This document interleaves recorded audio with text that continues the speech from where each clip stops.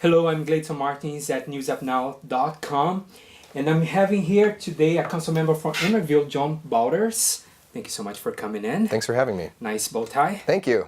So you are one of the five, and you've been as a council member for 3 years. I'm in my third year, yep. Your third year. So, but you are a mayor for the Emeryville too.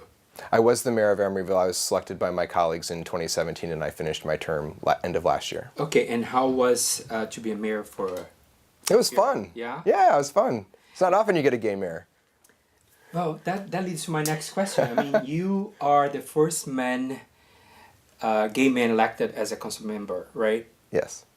So let's go a little bit for arts.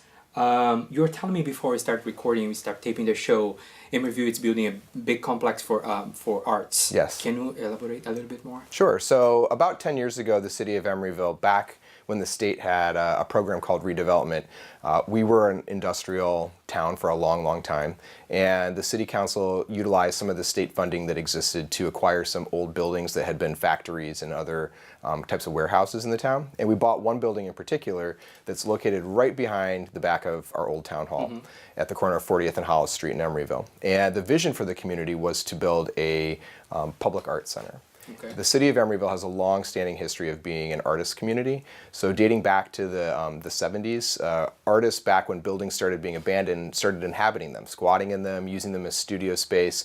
And the city got really proactive back in the day and actually bought some of those buildings to allow artists to continue to live and work in them. And do you have any projects coming up this year for Emeryville? Sure, all kinds of things. What kind of projects are you interested in? Please. Related to arts? Yeah. Yeah, so one of the biggest events we have every year, and I think this will be the 33rd year we have it, is the Emeryville Celebration of the Arts. So about 1,000 people submit art for consideration in our public art committee, and the Emeryville Celebration of the Arts board reviews them. They select pieces to be on display. They're on display for the whole month of October, and right now, because we don't have a permanent art gallery, which we're about to build, we find different large warehouses and buildings in the city. We have some great business partners who provide 15 to 20,000 square foot spaces for us to host a full art venue, and we have food and drink on opening night. I have been the lead bartender at the event for the last 4 years. So, bartender? Yes, I bartend still. Bartender. I know, I saw that you have a bartending over here, and I may have to pour you a cocktail before this is over. Yeah. So, and when is the opening night? The opening night is always the first Friday of October. Okay. And it goes, the show is for the whole So month. right now you're artists, or they're submitting the applications, or? Yeah, the deadline for that is usually early summer. We need to have affordable housing not only in San Francisco. I mean, when you talk about San Francisco, it's kind of crazy because geographically speaking, there's not a lot of spaces to build. I mean, you can build like 10. You gotta build up. Exactly. And then in another case, I hear a lot of people saying, what about the families? You know, what's going to happen to the families? Are we becoming the new Manhattan? I think it's a very savvy question you just asked. And Okay. It's a really good question, and it's something that all communities in the Bay Area are grappling with. And that's something that we talk about a lot in Emeryville at our council meetings. So when I was mayor last year, we put on the ballot in June for voters a $50 million affordable housing bond.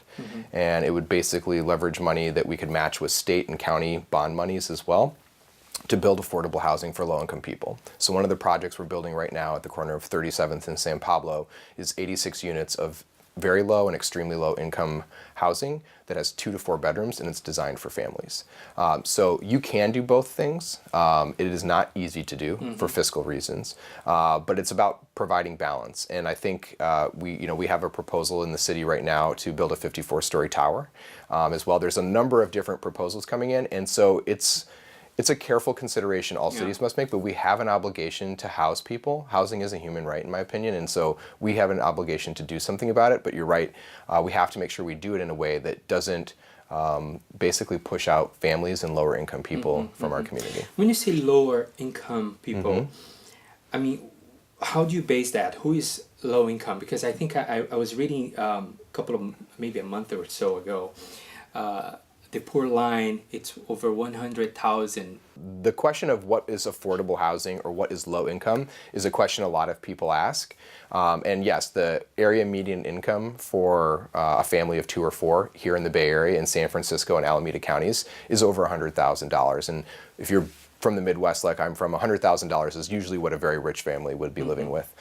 So it is a little relative, and that is a sign that we have really brought in a lot of very high income people into the community for jobs, usually in the tech sector, who are working here now and living here now, who earn a lot more than people who have maybe been generational families here in the Bay Area. And so one of the challenges we have when we talk about income levels and affordability is it's really easy to say, well, we're going to build something that's for people who are between 80 and 120% area median income, which is like $80,000 to $150,000 if you're looking at the Alameda County figures. The reality is that there's a need for people who are far lower earning people than that. And so one of the things we do in our city is we actually proportionately divide when we build affordable housing. We make sure that it goes to income levels all the way down to zero income. So anyway, thank you so much for coming in. Thanks for having me. There's someone watching us right now and they want to get in touch with the council members and see what you guys are doing and how they can help or how they can be apply for certain projects, or either the arts or housing. What is the best place for them to get some more info? Yeah, anybody is welcome to reach out to me. My email is jbauters at emeryville.org.